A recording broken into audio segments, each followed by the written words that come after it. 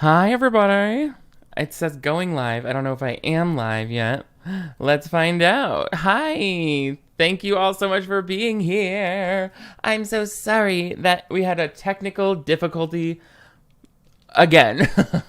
I don't know what it is. There's something about going live. I think it's because I overcomplicate things. I'm like, okay, but then what if we had a camera crew swoop in on a helicopter and I come up riding on a white horse over the hills of Ireland and then I start yelling about freedom? It's like, or you could just fucking turn on your fucking webcam.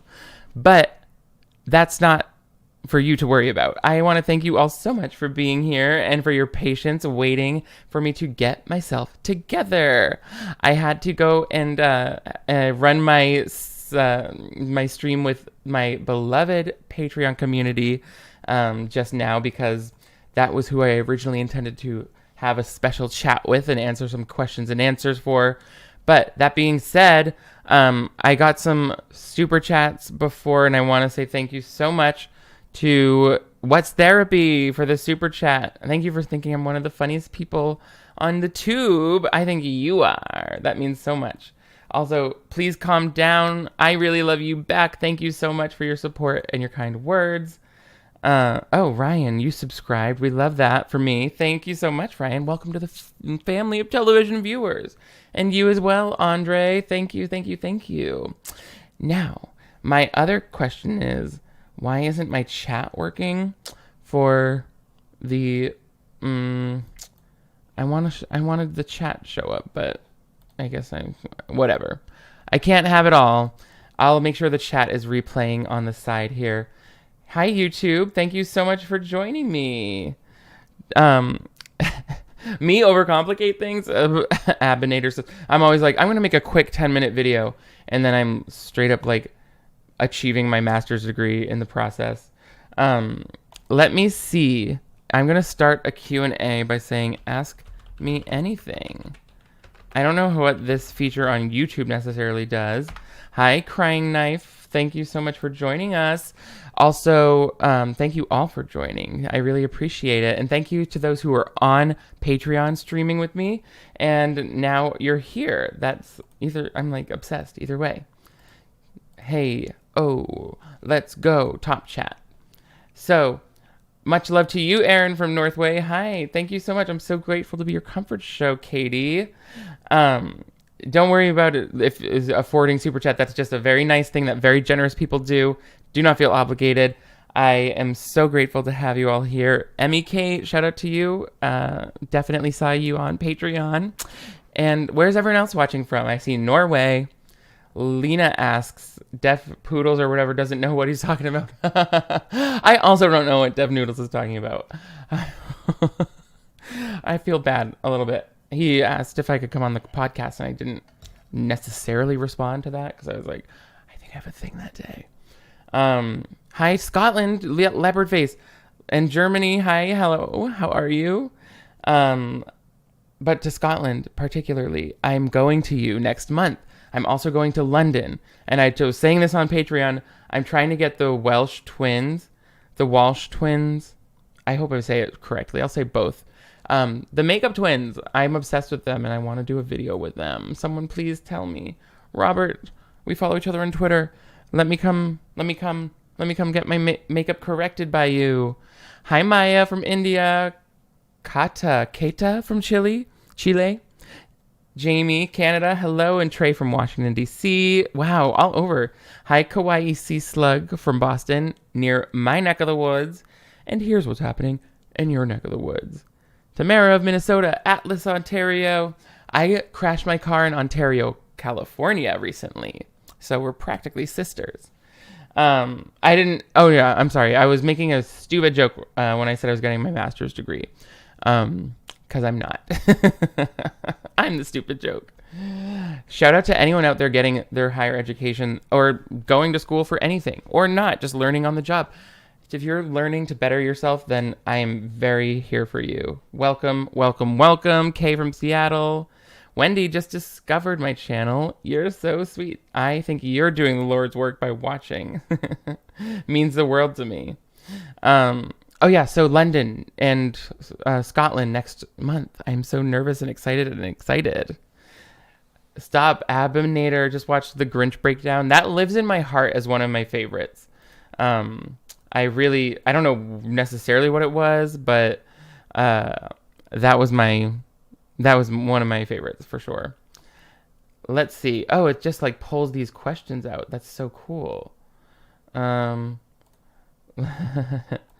First, we have Where's Hairspray 2007 Bay I'm Thirsty from Genesis Elaine.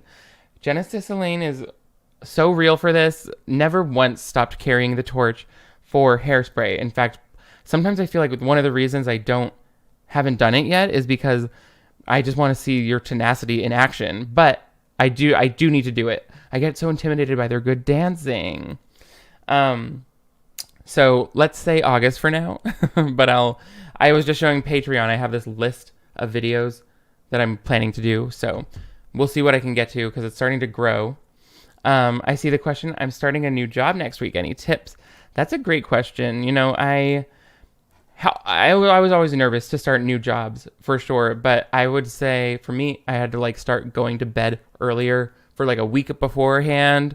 I liked to have at least one new item or low-cost accessory that boosted my confidence. And sometimes I would buy myself a little piece of skincare that I could be excited to wear that.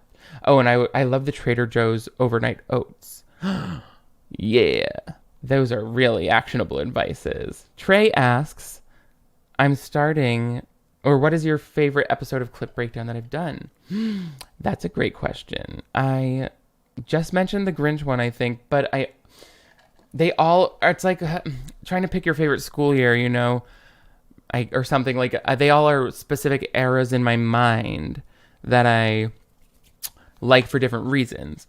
So some that really stick out for me that just felt like really effortless and then were really well received include Camp Rock. Oh, how I loved Camp Rock. That was I think the first Camp Rock one was one of the first Clip Breakdowns where I like did not take any notes, did not write anything down ahead of time, which I normally do at least to a certain extent. And so I was just like raw dogging it on camera for that one. And that, I was really happy with the results. Now, this is a question that I am happy to answer from KOK. Do you ever run out of movie ideas to cover, or do you have a backlog of ideas? And you also mentioned that you love how I take a moment to raise awareness about something important. Thank you so much. You're my fave. You're among my faves.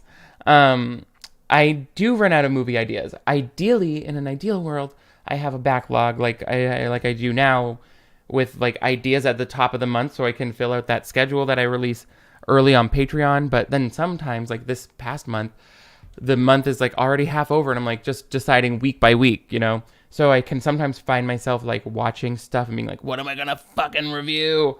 Especially like for the shorter form shows. I'm like, what stupid reality show exists? And I'm starting to realize I could probably just like jump on live here and generate some ideas really quick. So let me know if that's something you would be able to help me out with in future live streams if I needed suggestions.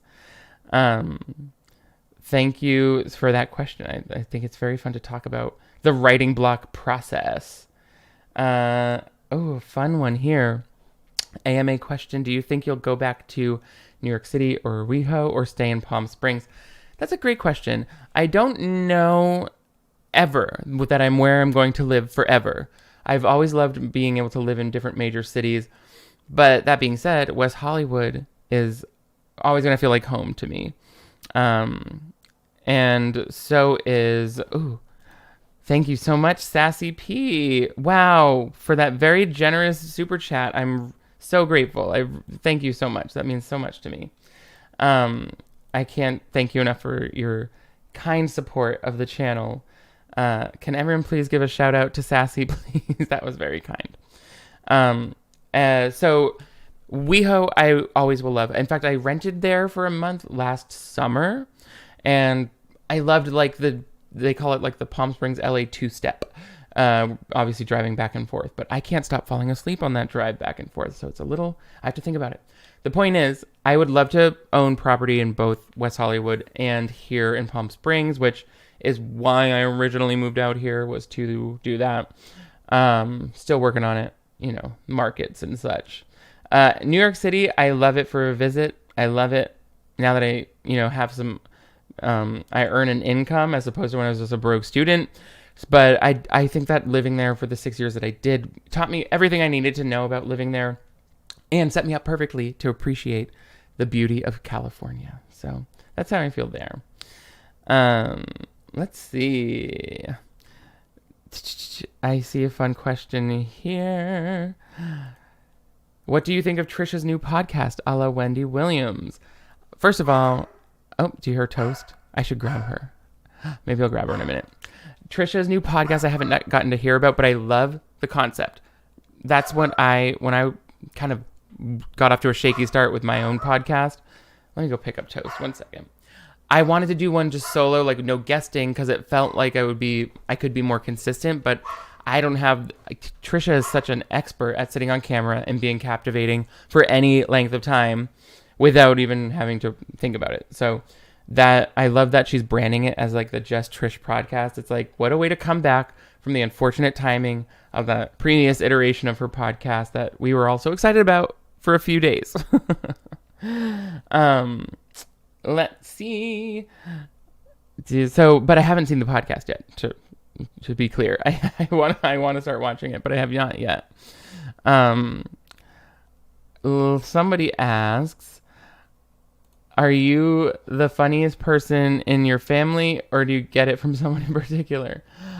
That's very sweet of you. I think I am the funniest. Sometimes I think I am, but only because, not always. Like when I was growing up, I did not think I was the funniest. I would have been my sister Jillian. She is hilarious, but she's like naturally funny in this like way where she would just say like off the wall shit that was always so funny. And she was like the class clown, the sibling clown for sure when we were growing up. And I think I learned, the value of irreverence. She would not care if she was making a joke about my mom's like mom passing. I remember once laughing at a joke about that, but in like in a healthy, respectful way. And so she kind of taught me like there's like the art of subversion there. But then I went to school and like kind of I feel like I get in there with a scalpel and can kind of like hedge my bets if something will be funny or not based on the formula that previous successful whatevers have done. So not me being, but so I think I learned a lot from her. Also, my dad was always making me laugh growing up, so I think they were my two comedy inspirations in the family, where I went to my mother and my other sister Melanie for more tender, anxiety soothing type of rhetoric, I guess we'll say. Let's see. What's your main motivation? Thank you for that question. Also, Devin asks, what's my main motivation for starting and continuing YouTube? BT Dubs, love you and what you stand for. Yeah, thank you so much. I love you right back. As far as why I love to continue doing YouTube, I am absolutely, I adore working for myself.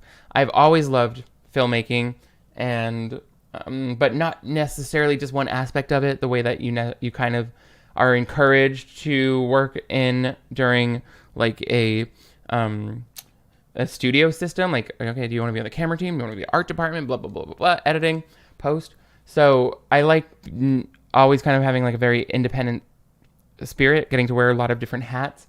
And independent feature films, sure, to a certain extent you get to be like writer, director, producer, blah, blah, blah. But you still need it's a big production. If I were to do anything more professional or wide scale, it's collaborative, which I love, but it doesn't have the same taste, I guess, as like the projects that I would work on in my bedroom as a kid, like doing stop motion animation and stuff. So to me, it's always been like that was the practice. Like you go home and you work on your craft, and to a certain extent alone, or like consuming content and letting it influence your work. And then when you get on set with like a crew or proper departments, then you can like really spread your legs with it. But so I like the idea of supporting myself with independently created work. And I love being an entrepreneur and getting to decide which aspects of the business I want to beef up, or maybe if there's something that you as in the community would love that would also help with profitability on my side. And then but I think the most motivating factor is absolutely when people come up and say hi to me in real life, or if you come up and or if you just send me a DM that's like really heartfelt about things that my videos help you laugh through in life. That's always very motivating. Like I will be like, I'm not doing any more work today, and then I'll get a message like that, and I'll be like, maybe I'll just go a few more hours, because it's like I relate to that so much. I used to, not work as a full-time YouTuber, and I had a lot of anxiety at my job, and it would be the only thing I could get into the mood with was like watching my favorite creators in the morning. It was the only way to get out of bed.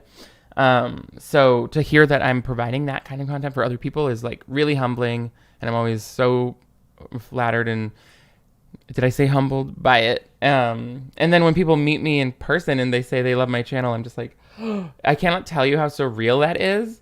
And it happens more often than I ever would have thought possible for an internet person, and it's like I feel famous, but not like famous where you need an assistant to go to Dwayne Reed for you. You can like run your own errands. But if I'm at an event with at least 300 to 5,000 gay people, there's a chance one of you might recognize me, and that makes me so proud. So please never avoid saying hi to me. I'm going to be at the I'm going to be at the Eras concert next week. So if you see me there, or you see someone who looks like me, it's probably me. Sometimes people will DM me after and be like, I thought I saw you, but I got too nervous. And I'm like, don't be nervous. Because I want to say hi. Bonnet Girl asks if I would ever play Resident Evil 7 again. Yes, I'm just scared, but it's a good idea. I really loved that game. I love like that they feel like a horror movie that I have to make it through. That's how I know I would melt to pieces in a horror movie. Oh, I like this question from JC23. Do you ever worry about your family watching your channel and hearing the more salacious jokes? You die laughing at my commentary. That's so sweet. Thank you so much for that kind message. I definitely had more of that towards the beginning. And I was worried about everything I said on YouTube at the beginning, because I was like still working an office job. I was still auditioning. The biz has really changed me. I was still interviewing for other jobs like in marketing, brand management, beauty industry, and like people would like, if you Google my name, even before I had too many subscribers, because I was posting so frequently to my channel, that would be the first thing to come up. Like an employer's gonna Google me and it's gonna be like, taste testing 100 flavored clays, and it's like, what?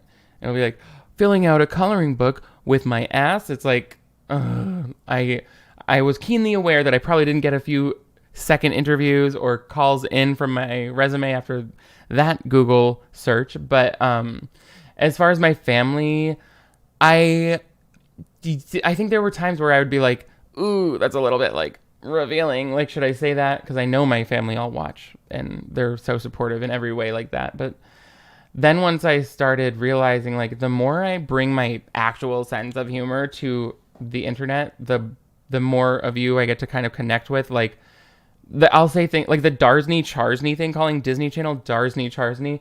I never thought I thought I was a flop for that. But the way that people have the same sense of humor, it makes me realize, like, oh yeah, it's actually not that smart, first of all.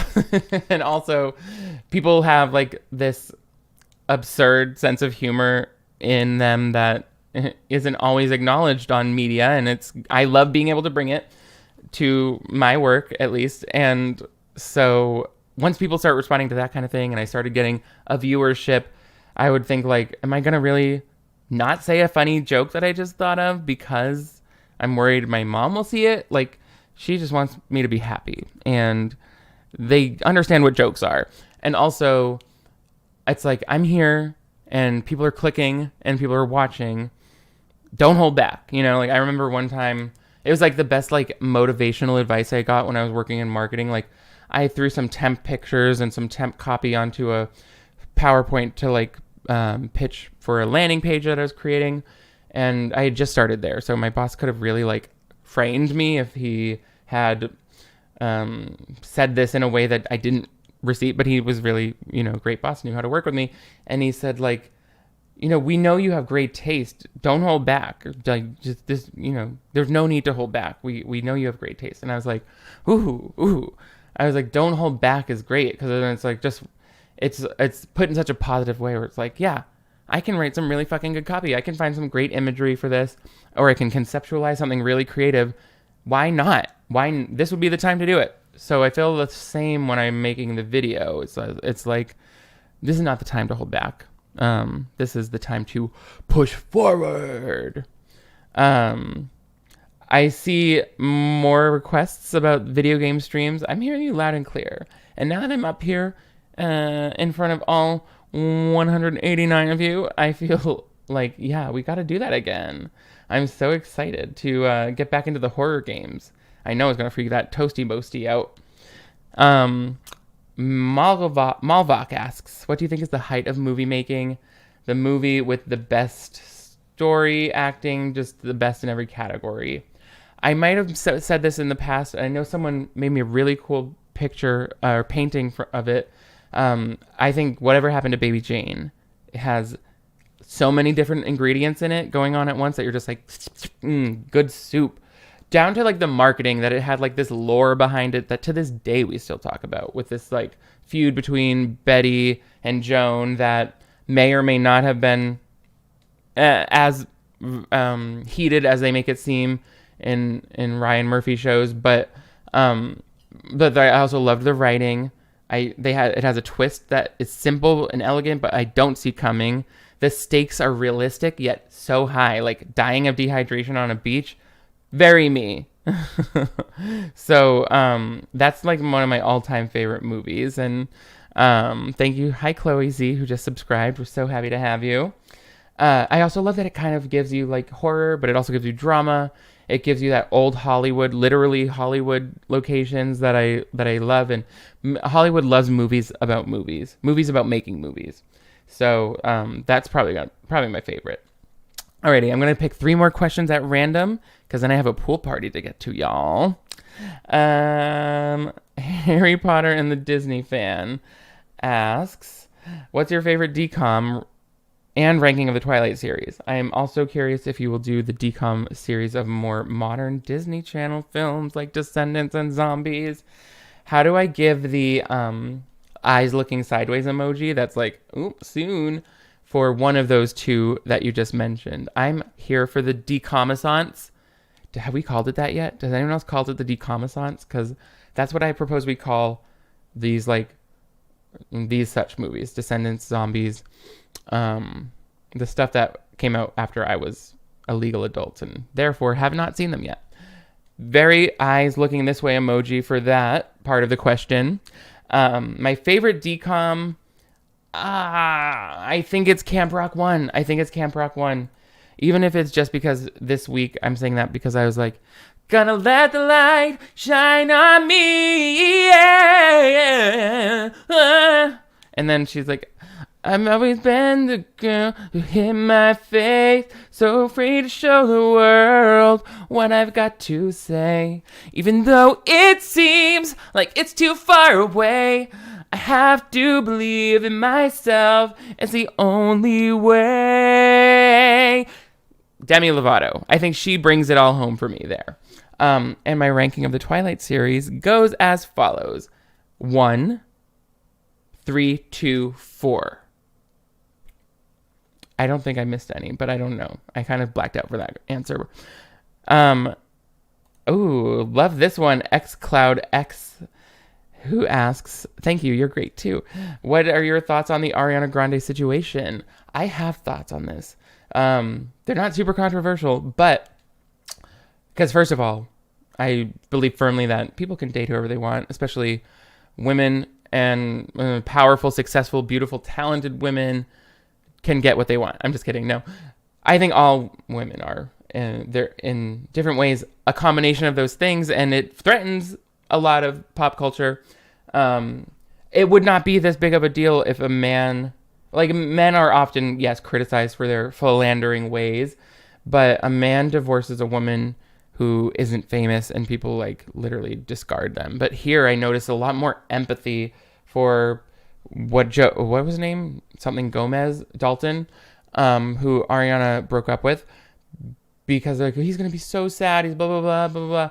And I'm like, I think they'll all be fine. And I get it that like optically she's moved on to a new partner quickly in the eyes of the public, but all I can say is like, it's not uncommon for people to have whirlwind romances after being abroad on set. I think it's like the entertainment industry is kind of like a breeding ground for incestuous relationships like that, because you're playing, first of all, they're playing love interests on screen. So already I'm like, it could also be a PR stunt.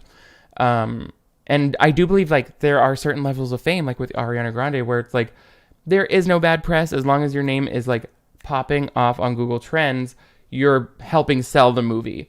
And it's always going to be a net positive for Ariana, who has such a devoted fan base. And her music, just like the quality speaks for itself. So it's like, she can feel, probably, if I would imagine, I would hope someone in her position would feel secure that like, I'm not going to lose my core fans. I'm always going to be a legacy artist. So I'm not going to hold back. If I want to date my new co-star, I'm going to date my new co-star. Cold cuts. I'm going to fuck that cold cut in front of Elphaba the witch. So yeah, I think that celebrities tend to get married and divorced a lot faster than people outside of Hollywood. And I just am not that precious about it. You know, it's like, people do cheat on each other and that's awful. People do intentionally hurt one another and that's awful. But I also am trying to learn to give those people who have their hearts broken, especially if I don't personally know them and they're just a celebrity, the credit that they will seek out the healing and grow from this in a way that's very important for their journey. And I don't want to spend too much time dwelling on how awful of a person was to get involved with them and then hurt their feelings. It's like, nobody, typically, I like to think most people don't like hurting one another. And the idea of Ariana Grande that I have in my head, she wouldn't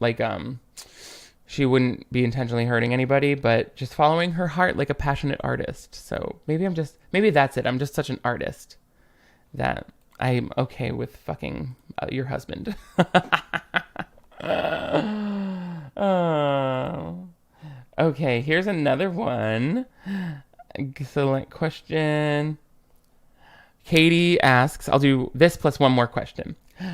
When you go off on an activist tangent in your videos, do you already have a plan of what topic you're going to address before scripting it, or does it just kind of come naturally? I adore your videos. That's a good question.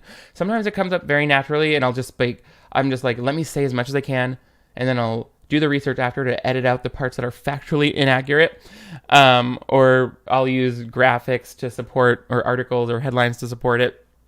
But a lot of the times, if it's like an issue that comes up because there's a news story coming on while I'm working on the video, or the video pulls out the thread of that topic but doesn't really dig into it, then I'm like, how do I make my point clear? Facts and statistics. So I like to have those pulled up ahead of time.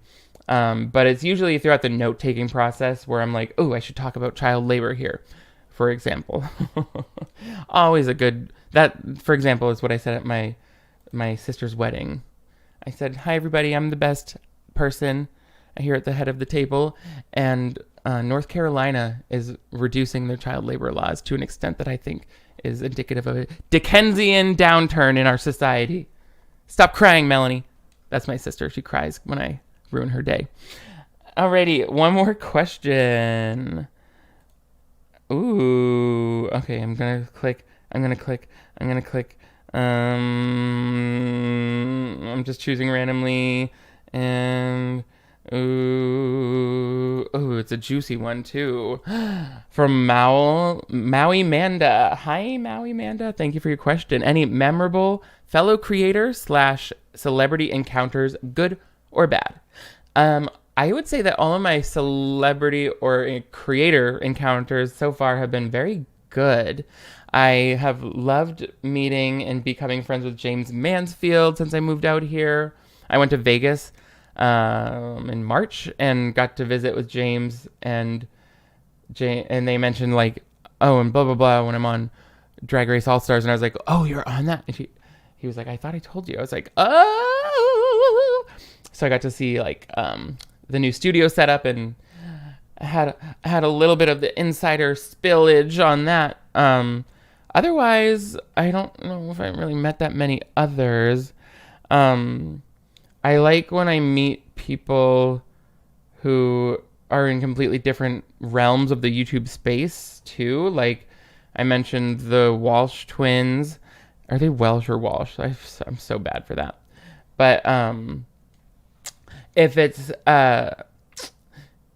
like something that I'm interested in, but not something I would necessarily make a video about, like the anti-MLM stuff or the makeup stuff, which I just don't have the energy. Then I tend to be like really even better at appreciating their work.